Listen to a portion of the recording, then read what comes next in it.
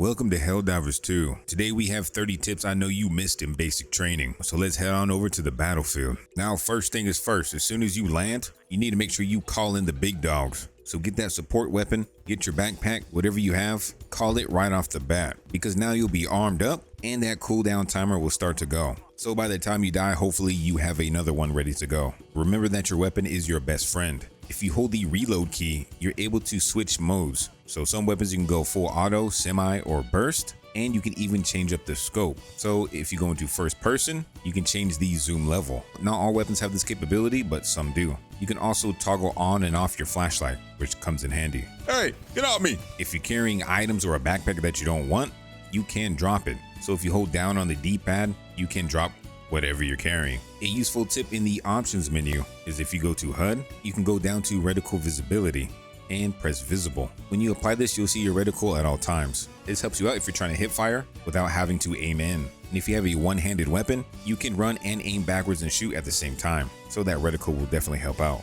In your display, you can also change your field of view. I don't know what the default value is, but this is what it looks like at the 45-degree angle. And then if you max it out, you'll get a wider view, which will allow you to view more enemies at a time. Your minimap is also going to be your best friend. This will let you see nearby locations. And if you use the D-pad buttons, you can even scroll across the map so you can ping new locations. Pressing R1 on objects will allow you to ping that object. So you can use this for things such as ammo or any collectibles you see on the map. And if you're aiming, you can ping enemies on the map as well. So you can alert your teammates of nearby enemies coming in. You can't see your ammo count on the main screen, but if you actually hold the reload button, it'll tell you how many rounds you have left in the chamber. When you're in your ship, you can press L2 to check your daily missions, and you definitely want to complete these.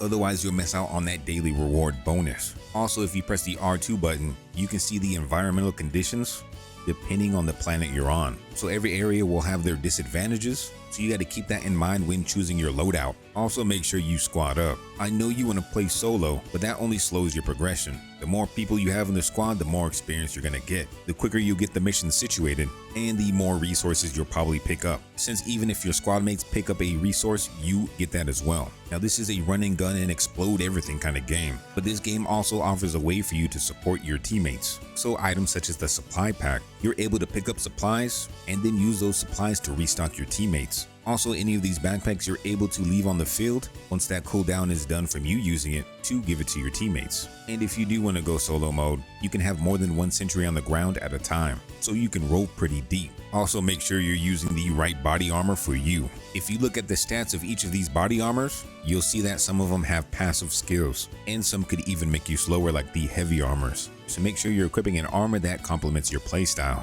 You are going to die often, and when you do die, make sure to take advantage of that situation. You can actually move your pod as it's landing, so you can land on enemies for an instant kill, or land somewhere on the high ground to get the advantage. Another helpful tip to see if your teammates are lying to you is if you activate the mini-map, you can check each of your teammates' cooldowns for the stratagems. So if your stuff is on cooldown, you can ask your teammates to hit that target for you. Also, don't reload after every fight. If you have ammo left in your clip, you're just wasting it. So make sure to fully extinguish your magazine so you have more shots to shoot. Now for some weapons such as the revolvers or the shotguns, it doesn't matter since you reload each bullet one by one. But for the machine guns and assault rifles, if you reload too early, you'll waste that remaining ammo in the clip. Be wary of your stamina bar. When you have stamina, you will sprint fast. But once your stamina is depleted, you'll still be in a jog, but significantly slower. And if you're trying to get away from bugs, this could be a death sentence. Now you do have your main objective,